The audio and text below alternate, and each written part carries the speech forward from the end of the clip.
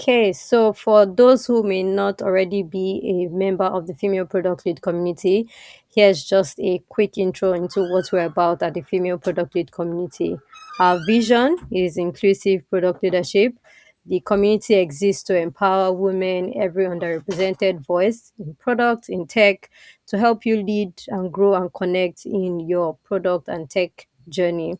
We want to create a future where regardless of your gender, your neurotype, your background, or even your personal circumstances, you're able to thrive in empowered and inclusive teams. And we are able to achieve this with our online events. We host a online events, in person events. We also have an active Slack community with over 800 members, and we have a mentoring peer support program within the community. We are not for profit, and every of the support we provide to you, the content, our events is free now and will always be free forever. These are the lovely faces behind the community.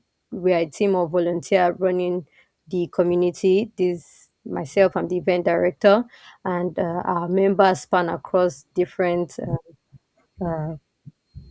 companies and product leadership journey roles. So we have four key themes for our events. We have power, belonging, voice, and inclusive innovation. All of our events are going to be under these four themes. And then our next set of events, we have one online event on state of AI tooling for PMs with Ed Biden. And then we have an in-person event, Finding Your Voice with Catherine Dockett. And then another online event for those who maybe want to get involved with volunteering with the female product lead community. So you can scan that QR code to get access to our Luma events page and then sign up for our events. Subscribe also to our Luma. Okay, so I will now hand over to Kerry, who will be taking us on today's session on communication and emotional awareness. Over to you. Thanks, Catherine. Thanks for having me today, everyone, and for joining. My name's Kerry Nortcliffe. I'm a psychotherapist, and my company Full Beam works with companies and individuals to help with self-awareness, empathy, communication, and performance. I spent 23 years working in media sales, and then during that time, retrained as a psychotherapist and started Full Beam back in the end of 2023. Today I'm going to be talking about communication, emotional awareness, stress, and change.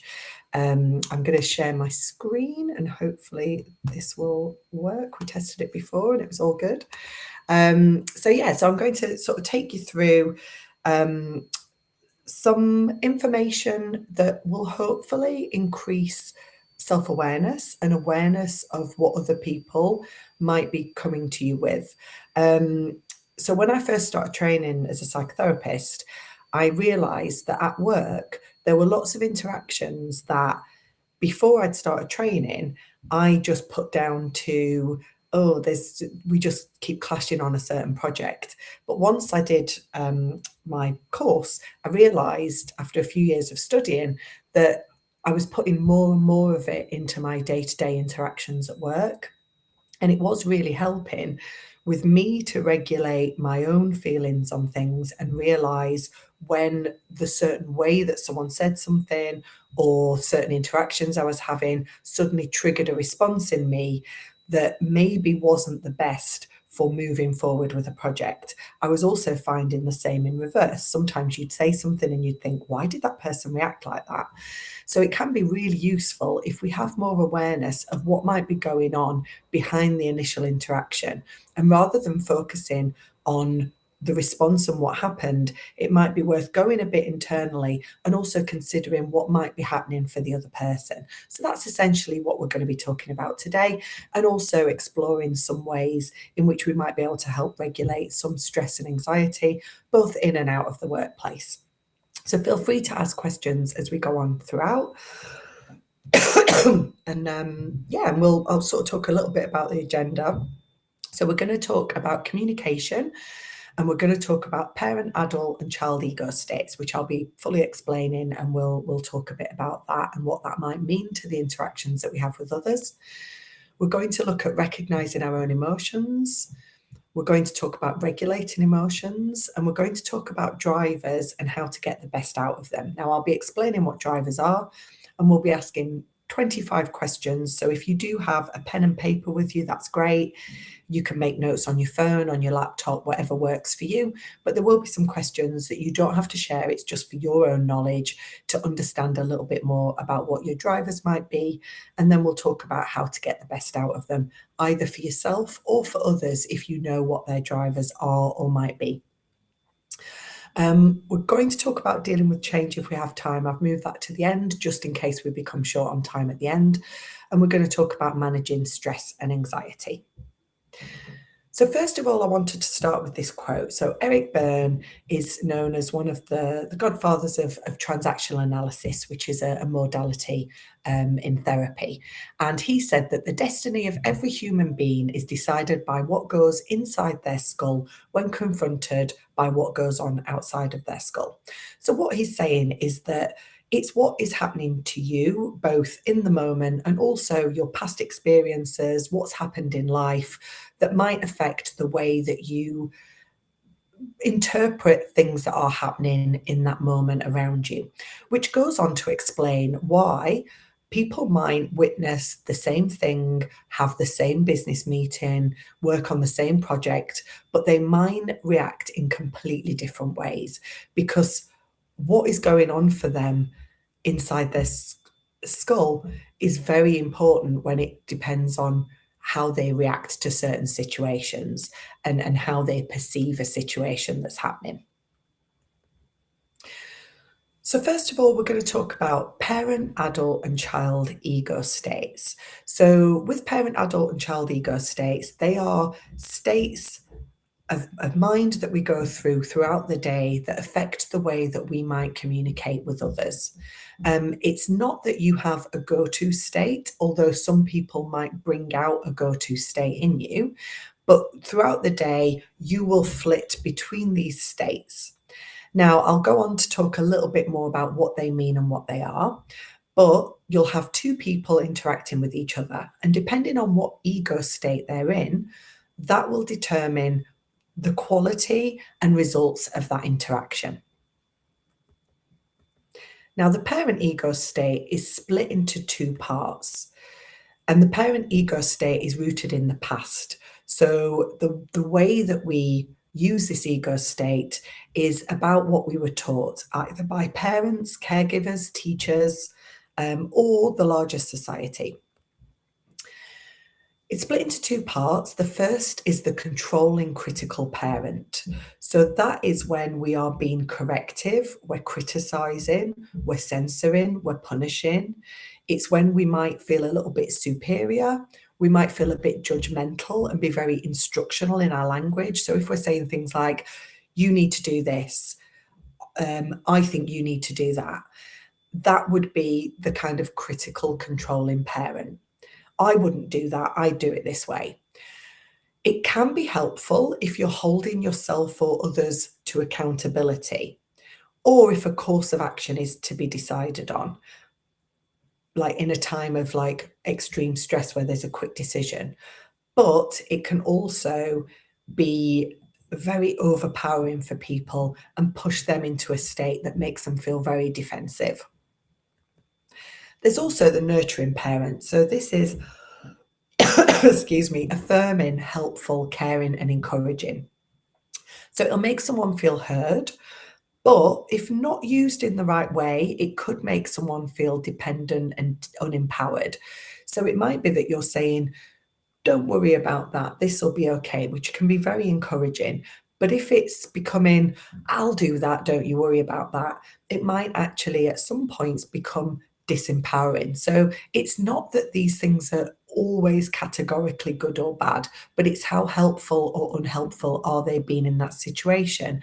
And do they become a go-to that you're unable to get into any of the other ego states to a point where you might not be able to drive forward a conversation or a project in the way that's going to be more helpful in that situation? So it's really handy to be a nurturing parent if someone's having a hard time, they need that extra support, they're feeling a bit lost. But it's important not to stay in that mode because you want to empower people to be able to make those decisions and do those things for themselves. The adult ego state is calm, rational, and it's open to feedback. It's rooted very much in the present. It's generally the best state to have positive conversations in the workplace, but I'll talk about when other states might have to come into play. It's concerned with the facts, so it's conscious of emotions, but in and of itself, it's not rooted in an emotional state. It's about collaboration, not competition. It seeks to understand and isn't forcing to be understood. So the adult state would be very much, I hear you. What do I need to know about this? Tell me more about that. It's very fact finding, gathering, making a sort of information based on the knowledge that you have and making sure you have all the facts rather than jumping to a conclusion. And then there's a child ego state. This again is split into two parts. So there's, and the decisions that we make about this child ego state are rooted in the past they're felt. They're literally rooted in our childhood. So the free natural child is free thinking, spontaneous, creative, and playful. It also might not think about consequences and hates being told what to do. Now, this state can be really, really useful if you're wanting to get the best out of someone's creativity. So if you're having a bit of a meeting where you're like, right, we're trying to think of new ideas, you definitely don't want a critical parent in the room. You don't want necessarily an adult presence in there because you don't necessarily want someone going, well, first of all, let's look at the facts and fact find. A lot of the times you just want people to play and be free with no restrictions. So you might actually use the free natural child when it's something like an ideas meeting. But you don't want to remain in that state because that might be at the point where it's off doing its own thing and not necessarily looking for the facts, maybe following some of the rules that might be in place, or considering what's going on for other people at that time.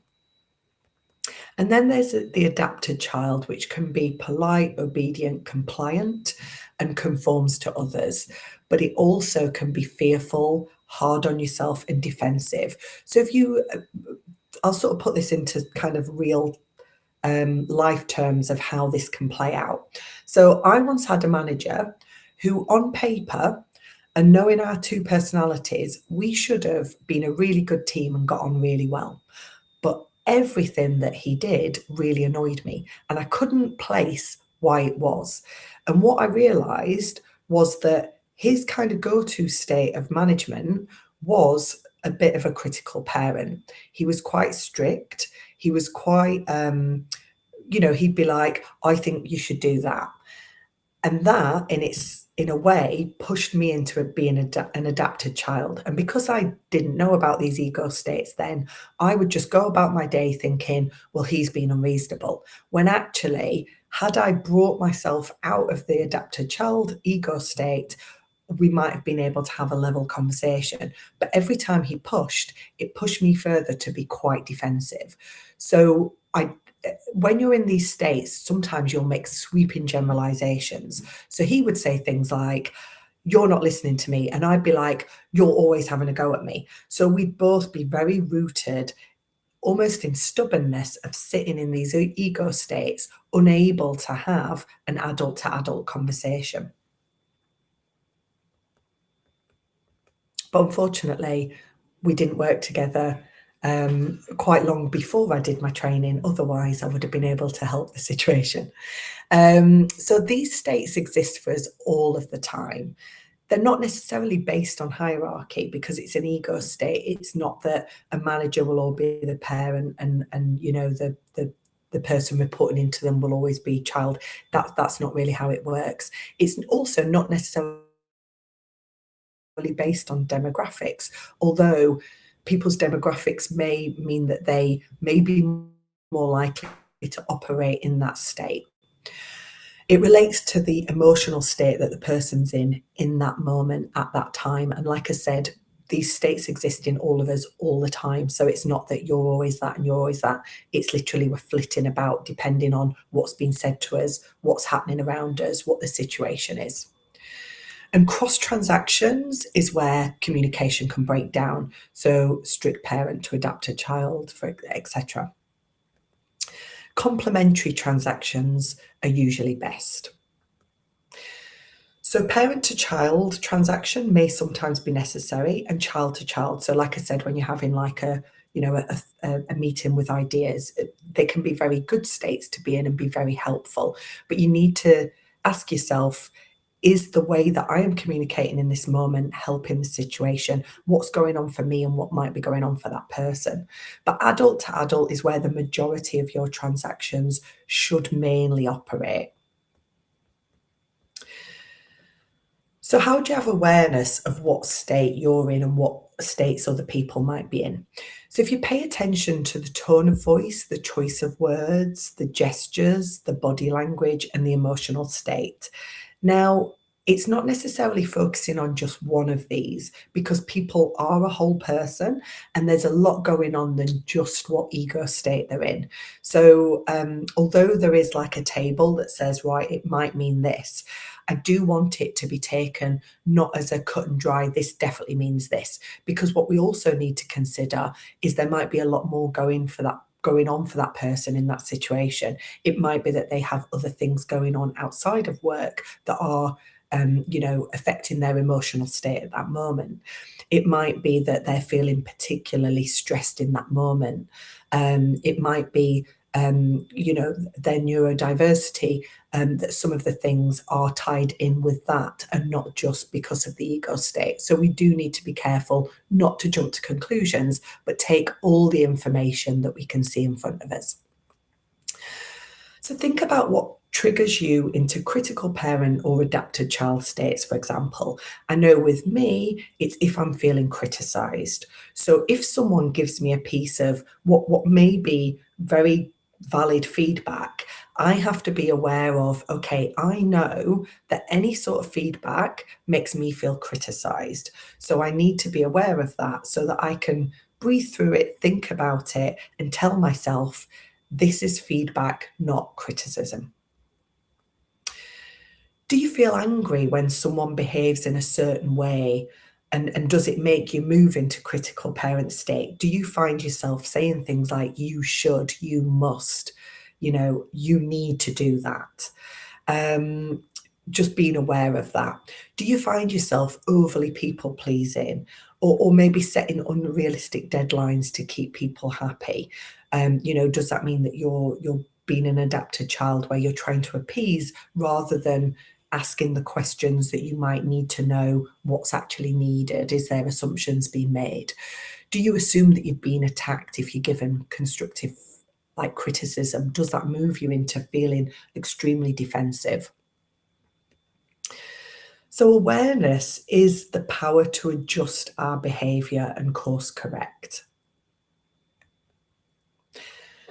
And if someone comes to you in a non adult state, but they need to move into that adult state, a way that you can do that is by asking questions. So if you had someone who was working on a project with you and you suspected that they might be in a strict adult state, they kept going, you need to do this. I think you should do that. What you might say, or if you show them something and they go, no, I don't like that. But what might happen to us is we immediately feel defensive and we may be tempted to say something like, you're never happy with what I show you. Instead, look for questions that you might be able to ask to drag them into the adult state rather than letting them sit where they are. So what we might do if we end up saying, nothing I ever do is good enough. That will probably just make them double down and then they'll get defensive. But if we say, I'm hearing that this isn't something that you like right now, but what exactly is it that you're maybe not happy with? And also, what things in here do you like? What do you think we should keep? Or you might work with them and go, look, let's look at this together, both come up with some ideas, and then regroup. So it's really trying to maintain in that state based on the facts and trying to take some of the emotion out. Obviously, when we feel criticized, it's very hard not to feel very emotional, but sometimes we need to take a step back just to really realize what's going on for us and what's making us feel defensive. It might be that that person is actually being completely unreasonable, but it's how do we get them back to for us both talking to each other like adults so that we can work on a project effectively together. So again, here's some of the things that you might notice that give you clues that people might be in a certain ego state.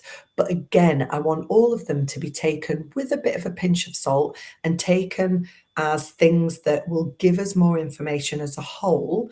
And we don't necessarily jump on one and say, right, that person was fidgeting, so therefore I think that they're in this, because actually there's a lot more information to that. And also there might be many other reasons why they are feeling uncomfortable and fidgeting in that moment. It might be something that comes naturally to them. It might help them regulate. It might be, that they're stimming. So you do have to be careful not to jump to conclusions based on just the small level of information that you have. It's really looking at the whole picture and taking all the information that you have in that moment. So that's a bit about those those communication states. So it might be that next time you're in a meeting, just be aware of them and think about it. Obviously, this is just the top line information. There is obviously a lot more to it, but hopefully that's given you a little bit of information on those and what they mean. For some of us, it's very hard to regulate our emotions if we don't know what our emotions are. And so this is something that I find really helpful, and it's called an emotion wheel. There's various versions of this. So this particular one is just one of many, and often they will have different emotions in them. But this is one that I personally find quite useful. So what we do is it's good to do a body check and think, right, how am I actually feeling at the moment? And it might be that we either don't know or we don't have the words to articulate it.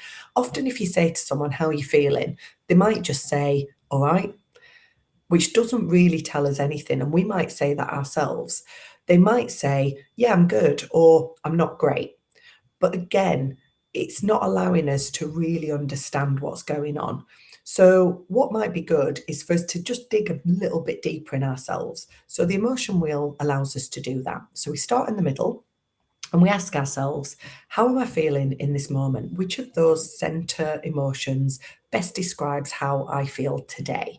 So one day you might be like, right, I'm feeling angry.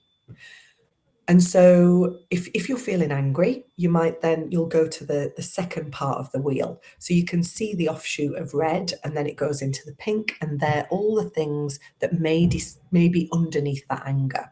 So you might look at, okay, which of these am I feeling most? Is it let down, humiliated, bitter, mad, aggressive, frustrated, distant, or critical? And we might say, oh, I'm feeling let down.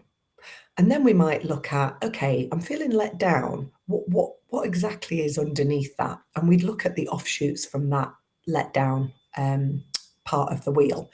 And we've got a choice of betrayed or resentful. And it might be, I'm feeling betrayed. And that might give us a clue into, well, why am I being betrayed? What happened that has made me feel betrayed? And what do I maybe need to do about it to either make myself feel better or confront it and have some sort of conversation based on that feeling in order to be able to move forward. Another day we might, and again, it's not, if we have an emotion, we have lots and lots of emotions throughout the day. So it's good to check in on ourselves in a regular basis. Later on that day, we might be like, oh, I'm feeling happy actually. And then we might look at, okay, which of the ones that come off happy and most resonate with me at the moment. It might be that we go, oh, do you know what? I'm feeling powerful. And then we might say, am I feeling courageous or creative? And we might land on creative.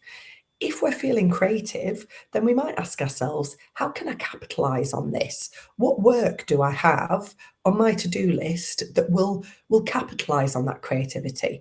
If it's out of work, we might say, oh, what hobbies can I bring in that might capitalize on that creativity or fuel it or allow me to enjoy it more? So what you might want to do is look at this wheel for a minute and just have a think about, how are you feeling right now in this moment, or how have you felt earlier today? Because once we understand how we feel, we can either capitalize on it and fuel the positive emotion that we're feeling in order to use it to its best ability, or we can bring ourselves comfort and help ourselves with what's going on for us. Or we can communicate it with others so that they have an insight into how we're feeling and what they might be able to do to help with it.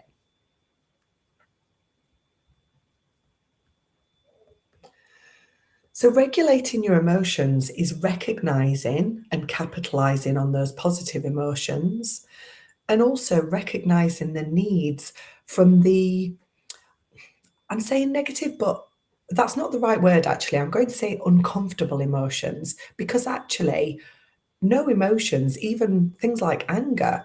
Anger can be a very healthy emotion. It shows us a boundary's being crossed. It shows that we are maybe feeling like unsafe or unregulated. However, it can be used in a way that might not be helpful to us. So if it's that we're shouting or being destructive, then that can be unhelpful. But anger can be expressed by just saying, I'm really angry right now, and this is why. And that would be a really healthy way of, you know, basically um, demonstrating our anger just by bringing it to the surface, talking about it in a calm manner. So next we're going to do a questionnaire. It's 25 questions, just yes or no. You don't have to share any answers. This is purely just for your own knowledge. But what you're going to do is answer yes or no to each question. Try not to overthink it. If you sat on the fence, think, which am I erring towards? And just go with that. It might be that you go, well, it depends on the day.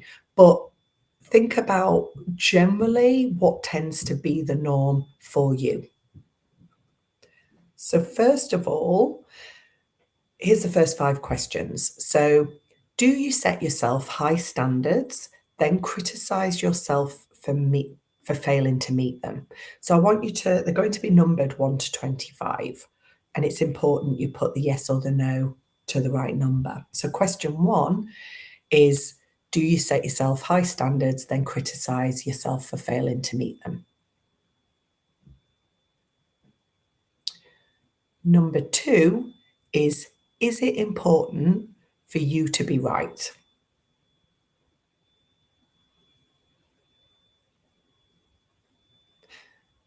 Number 3 is, do you feel irritated by small messes or discrepancies, such as a spot on a garment, a tool out of place, or a disorderly presentation of work? And I get that no one's going to be happy with those things, but does it bring you a great deal of irritation? And like I said, just a yes or no at the side of it. Number 4, do you hate to be interrupted? Does it elicit a response in you that really irritates you?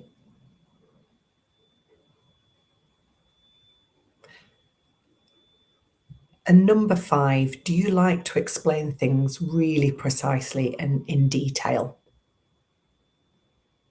Perhaps to the the nth degree, where it's rather than like a big concept, you really like to explain it with precision and detail.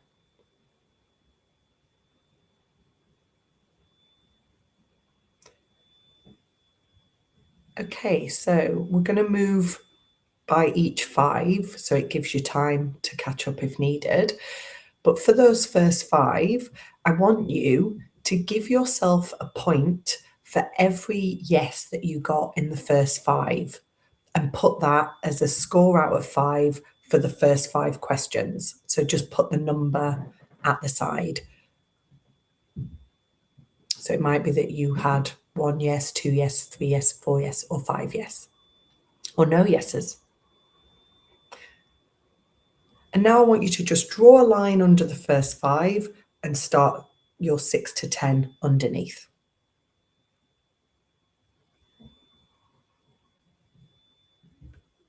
So, number 6 is, do you do things for people that you don't really want to? So, someone asks you to do something, and even though you don't want to do it, you agree to it and say yes.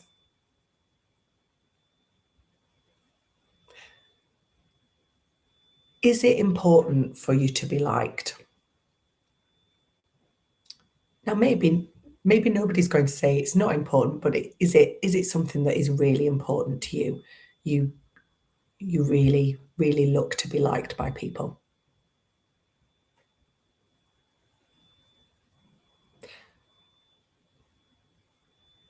Are you fairly easily persuaded? So if you're thinking something and someone says, "No, do you know what? I think we should do that." Are you someone who's more likely to go, "Oh yeah, okay, we'll do that instead"?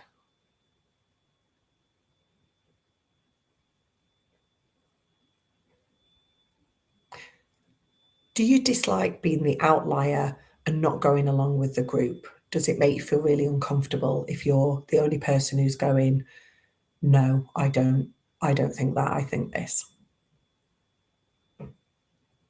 So if you dislike being the outlier.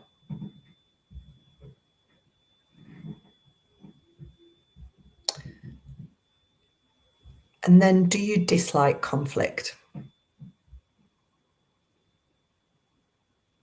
So again, just a yes or a no.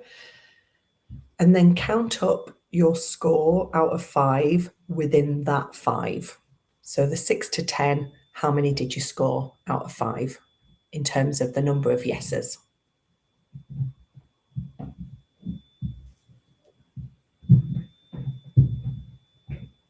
Okay, the next five questions is, do you have a tendency to do a lot of things simultaneously?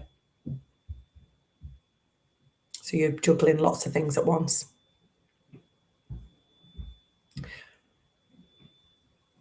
Would you describe yourself as quick and find yourself getting impatient with others?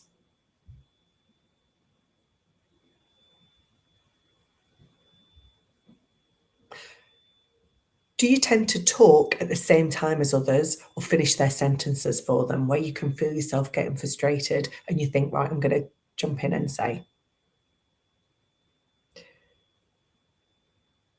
Do you like to get on with the job rather than talk about it?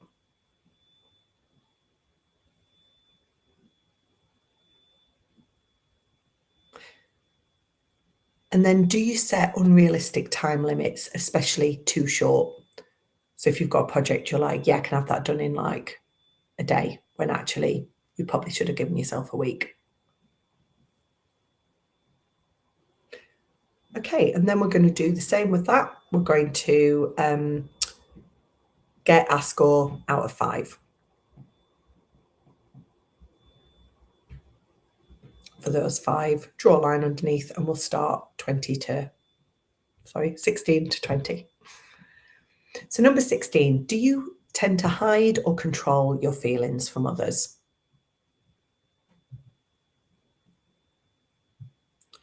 Number 17, are you reluctant to ask for help? Number 18, do you have a tendency to put yourself or find yourself in a position to be depended upon?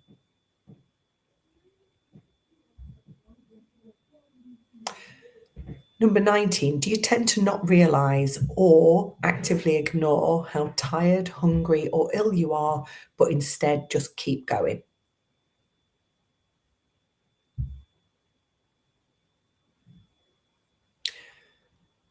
And number 20, do you prefer to do things on your own?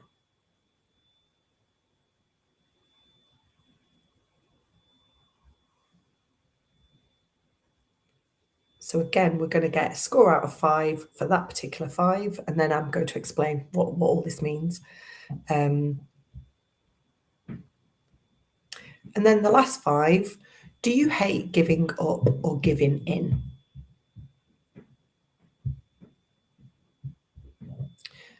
Do you have a tendency to start things and not finish them?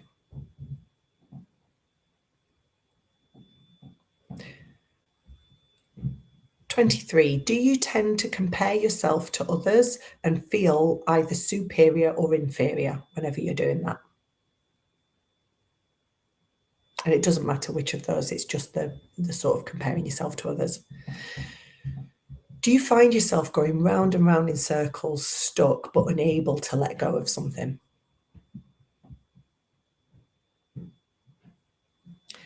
And then finally, do you have a tendency to be the rebel or the odd one out in a group? Are you usually the one that's going, no, I actually don't think this, I think that, when everyone else might be thinking the same way?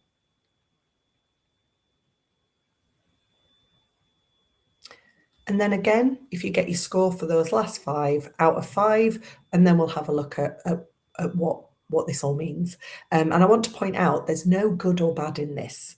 These are just things that drive us and make us help us make decisions. So I'm not a big fan of a lot of those tests that go, you've got, you scored this, so this means that you're no good at that, but you're brilliant at this.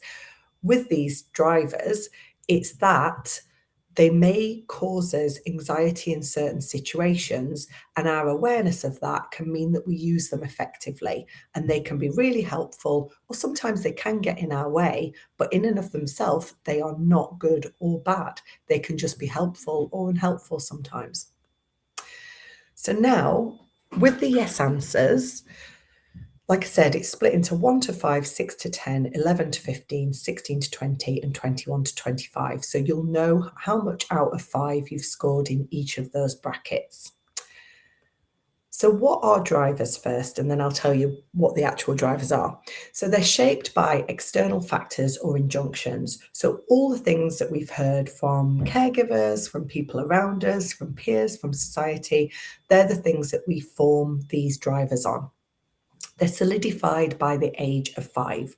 So we carry them for a lot of our lives, except for one of them, which is more solidified when we're a teenager, but I'll come on to that.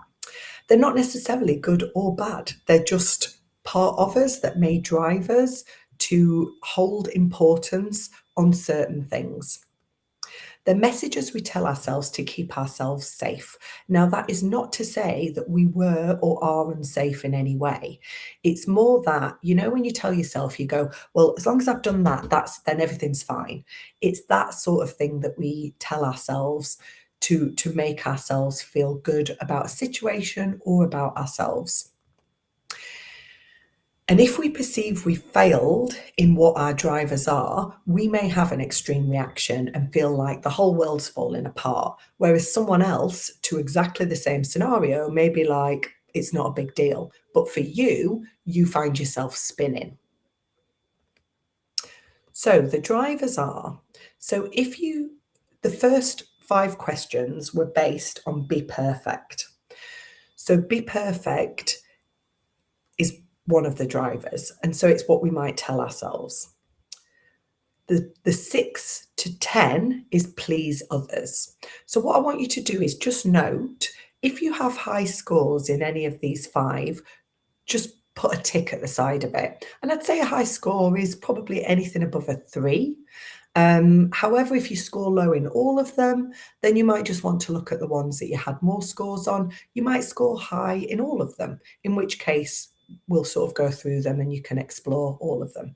So please others is the 6 to 10. 11 to 15 is based on hurry up. 16 to 20 is based on be strong. So, like I said, maybe write these at the side of the brackets that they. And then 21 to 25 was based on try hard. Now, when I did this for the first time, I did this when I was studying. It was first I'd heard about transactional analysis, and mine, I suspected what mine were before we even like did the quiz. So it's mine are please others and be strong. So I do have a tendency to please others. I have a very strong feeling of fear of abandonment, which I know exactly where that comes from, but I know it is part of me. And my awareness of it, I'm never going to necessarily change my go-to because it's been with me since I'm 5. It's part of my makeup. But my awareness of it means that I can sometimes challenge it when it needs challenging or use it when it's helpful. Whereas the fact that I wasn't aware for it before, it was almost like it was controlling me. And what it was doing was it was leading me to burnout, which happened at work because I would not say no to anyone. I would take on every project. And then same with be strong. I'd ignore when I was ill. I'd ignore when I was hungry. I'd just power through. I'd work through things. And so those two together, if I ignored them, actually weren't particularly helpful for me. And so in detail, like I said, they're not good or bad, but some of the qualities can be helpful or unhelpful to us. And I do want to point out that with things like be perfect or please others, if you score really low on those, it doesn't mean you don't care about people. What it means is that you're not going to necessarily be late for lunch for meeting a friend and then for weeks after worry that they hate you for it. So it's that sort of like extreme feeling of if you feel you failed in that particular driver, it may bring on a real feeling of shame and anxiety around it. So be perfect. People who have that as a driver will often be hardworking, have quality output, have a fear of, but they'll also have a fear of failure or loss of control. They may have a tendency to overwork, to overly fear criticism, and they may expect other people to be perfect as well. And again, I want to be careful not to put people in a box and go, all these things are true of you. It's important to have your own self awareness and think, which of those traits actually resonate with me? And even if that's not one of your drivers, you also might relate to some of those traits and think, when do those traits get in my way and when are they helpful to me? For please others, you're probably likely to work well with others, be sympathetic, empathetic, but you also might have a tendency to take on too much. You might find it impossible to say no. You might find yourself coming across as worrying, anxious, and apologetic. With hurry up, they tend to work quickly and have large outputs because they're always like boom, boom, boom, boom, rushing through tasks. But they may rush tasks even when it's not needed because there's this constant drive to do things as quickly as possible. It may be that they look, in some instances, at speed over accuracy. When they're working with other people, it might be that they have a tendency to chase up needlessly on deadlines. So it might be that you've got a project that's due in 2 weeks. The person whose drivers a hurry up might be the person who's more likely to every day be going, what's the update on that? What's happening? Because there's a feeling of anxiety about this not being done yet. So it may lead them to being slightly impatient.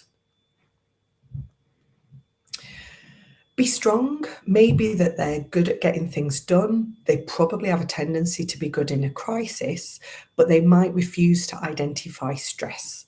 It may be that they're uncomfortable with other people's emotions and bottle up their own, but may find it, if someone comes to them with emotions, they may find it really hard to handle. And so they may have a tendency to avoid other people's emotions as well, potentially. And then with try hard, always willing to get involved and very persistent, but they may have a tendency to complicate tasks. They may worry that they're not good enough. They may set expectations on others, and trying doesn't always automatically lead to results. So they may not complete the task fully before moving on to the next task. They may have a tendency to get bored of the task. Okay, so I may have to, if you'll have me, come back another time for stress and change, because actually I think going through the drivers is probably going to take the rest of this.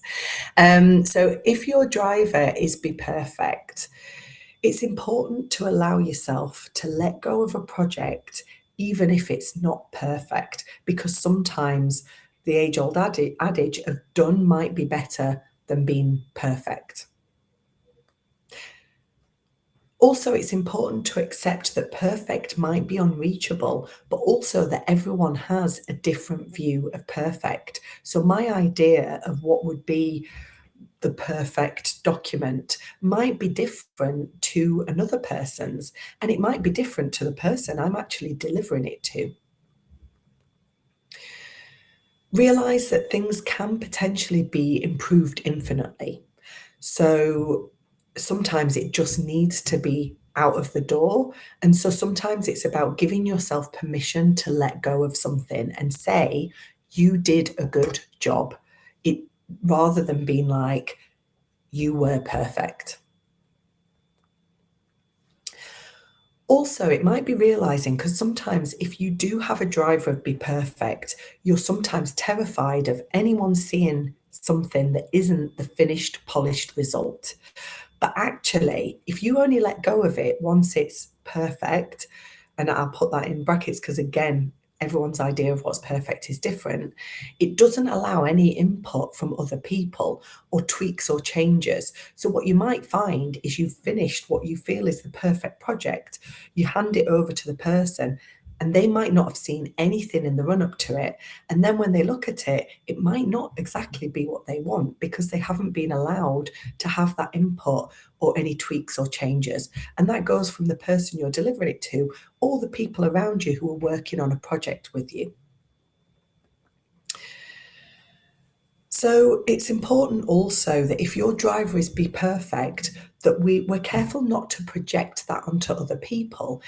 We need to allow colleagues and direct reports to make mistakes so that they know how to fix them and so that they are allowed to grow. So try not to jump in and do it yourself, even if deep down you're thinking, I could do it better.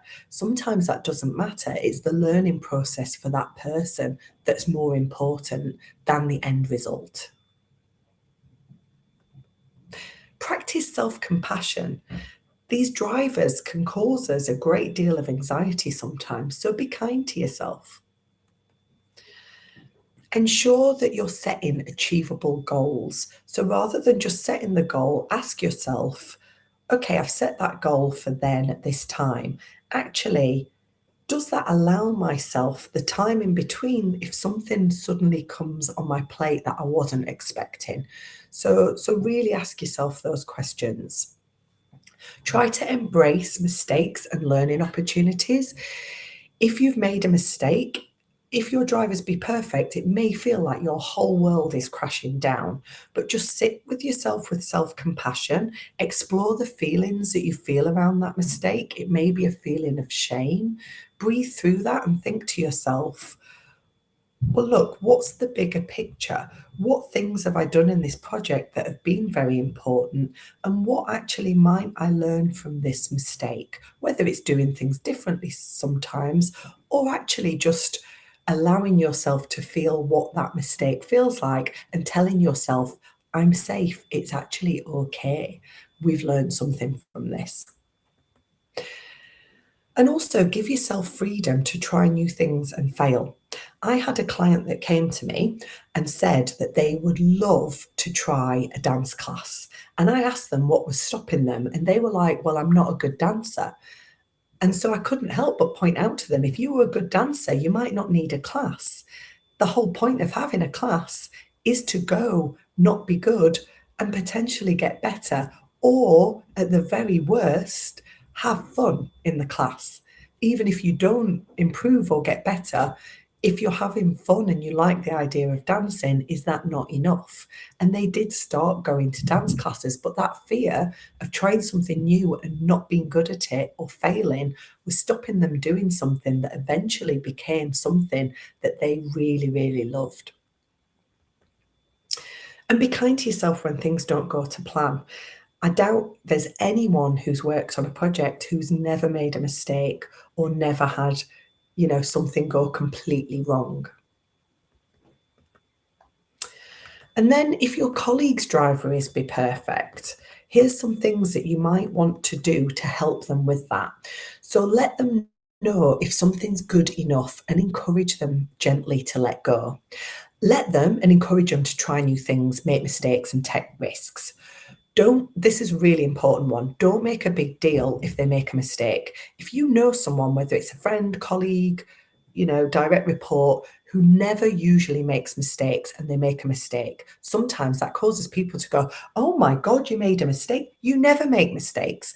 That is really doubling down on that feeling of shame. So you want to not make a big deal about it.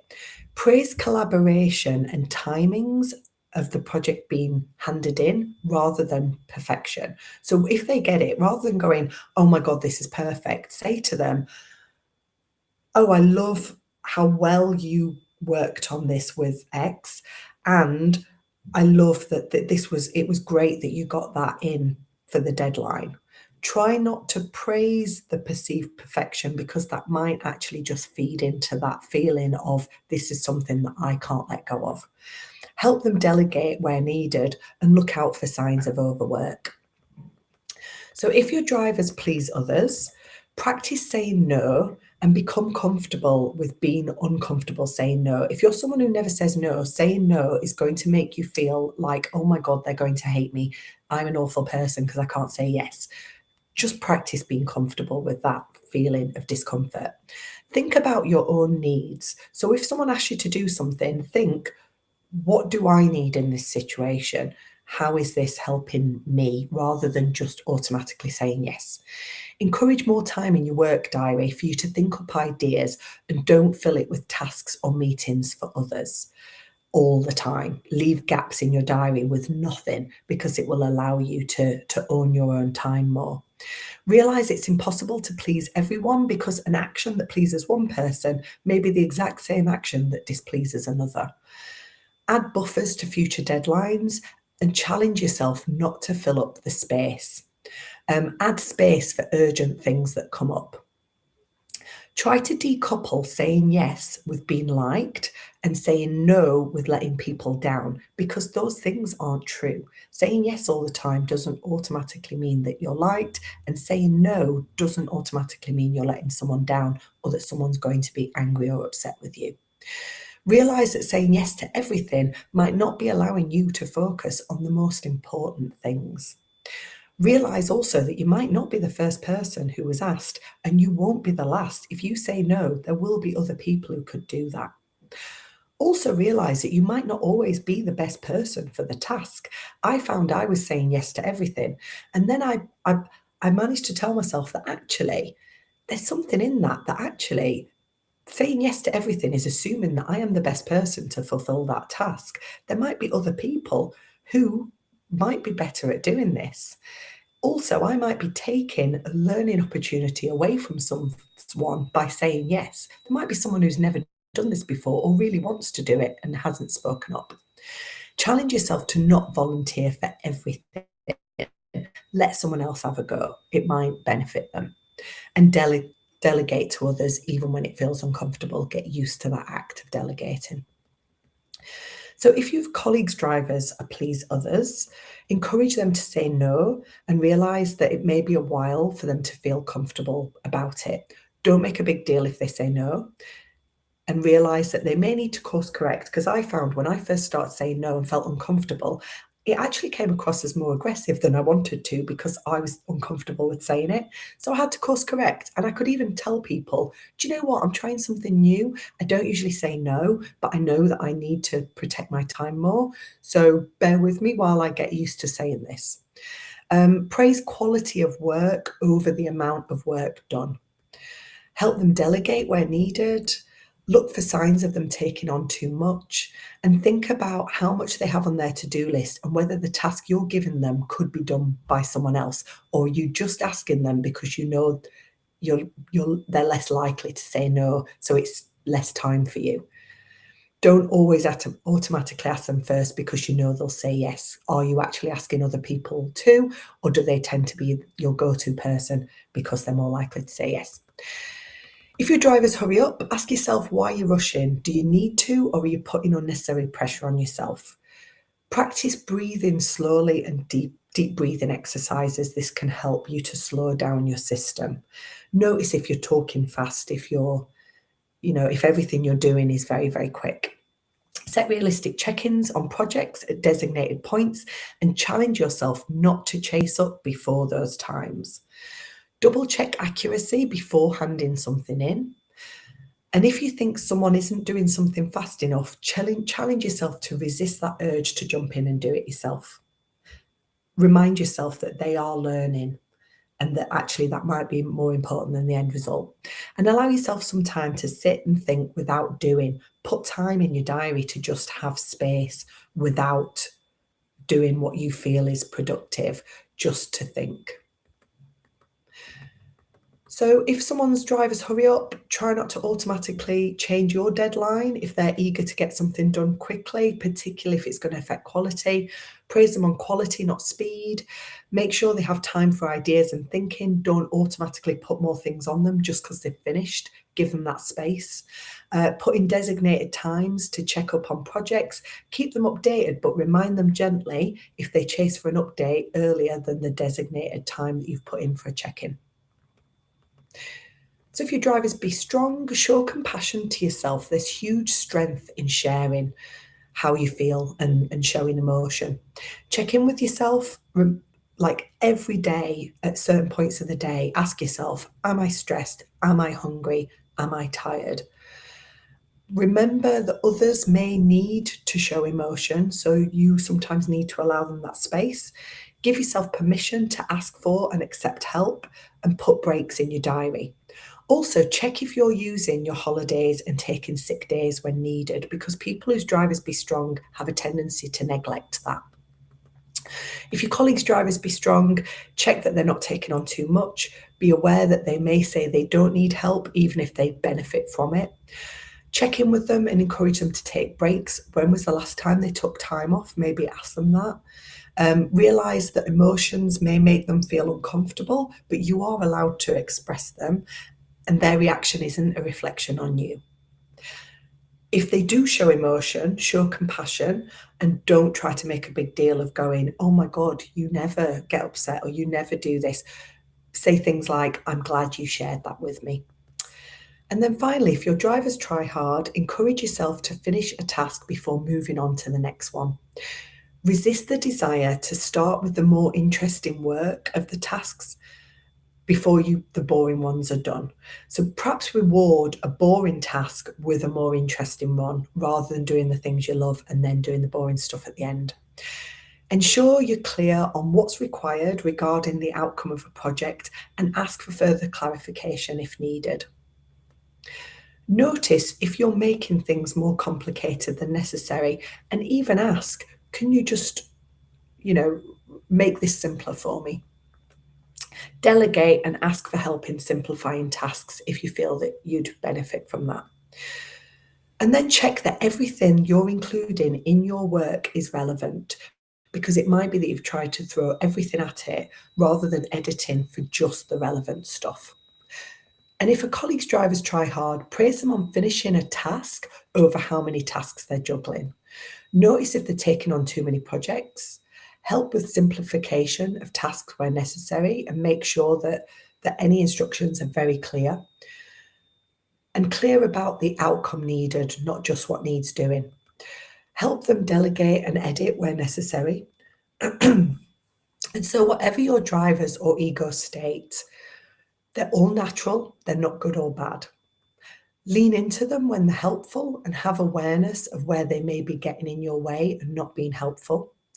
Be patient with yourself as you make changes. Own it if your communications haven't been right. If you know you've come across as a really strict parent, you might go, do you know what? The way I said that was a bit clumsy or may have come across a bit harsh. This is actually what I meant. Ask yourself why. Why am I saying yes? Why am I rushing? Why can't I let go of this project? And just have some more awareness over the whys behind a reaction or a way of doing things. And diarise extra time for yourself, time to think, time to rest, and time to reflect. Okay, so we're actually I'm going to stop sharing and hopefully still there. I'm sorry, we're a few minutes past. But hopefully that was useful to learning a little bit more about communication and emotional awareness. Um, and yeah, if you'll have me, I'd love to come back sometime and talk to you about stress and change.